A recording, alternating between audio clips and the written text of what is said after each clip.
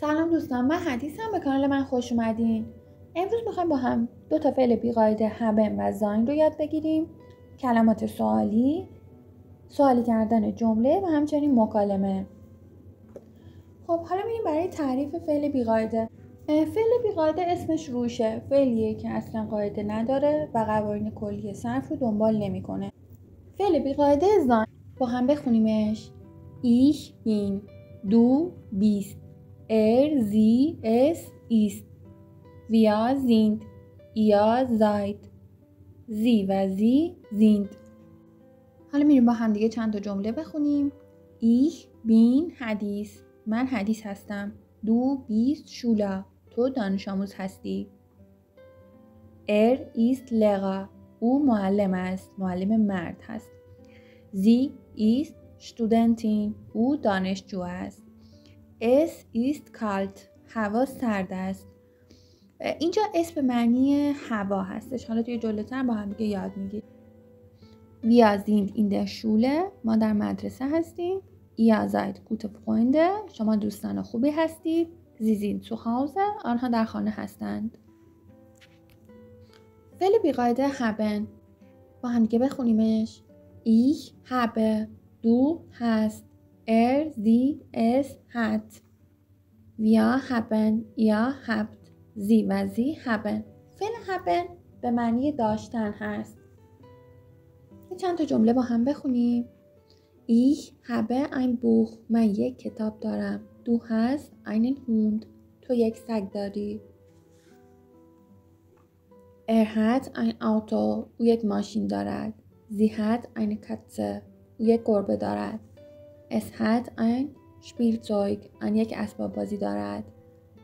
Wir haben Zeit. ما وقت داریم. Ihr habt Freunde. شما دوستانی دارید. Sie haben ein Haus. آنها یک خانه دارند. کلمات سوالی که بهشون وفقاگه میگیم. ما 4 تاشو امروز یاد میگیریم. کلماتی هستند که با حروف و شروع میشن.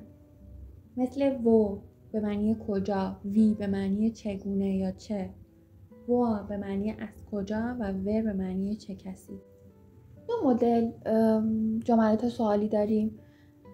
یه مدل یا و ناین فقاگه هست، یه دونه هم و فقاگه هست. یا ناین فقاگه جملات سوالی هستند که در جوابشون شما از ناین و یا استفاده میکنید. حالا نحوه سوالی کردنشون به چه صورته؟ شما جای فعل و نهاد رو جابجا میکنید. Kommt aus Deutschland؟ در جواب حالا یا ناین و یا میاریم. Nein, kommt aus Berlin. Lernt sie in der Schule? Ja, sie lernt in der Schule.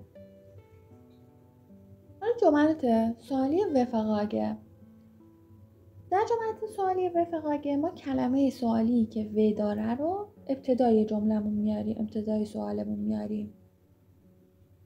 و دقیقا مثل یا ناین فقاگه جای فعل و نهاد عوض میشه. Wo wohnen Sie? Ich wohne in Deutschland. Wie heißt du? Ich heiße Thomas. Woher kommt sie? Sie kommt aus dem Iran. Wer ist das? Das ist Alex. با هم میریم مکالمه کوتاه رو یاد بگیریم. Anna. Hallo, ich heiße Anna. Wie geht es dir? Ali.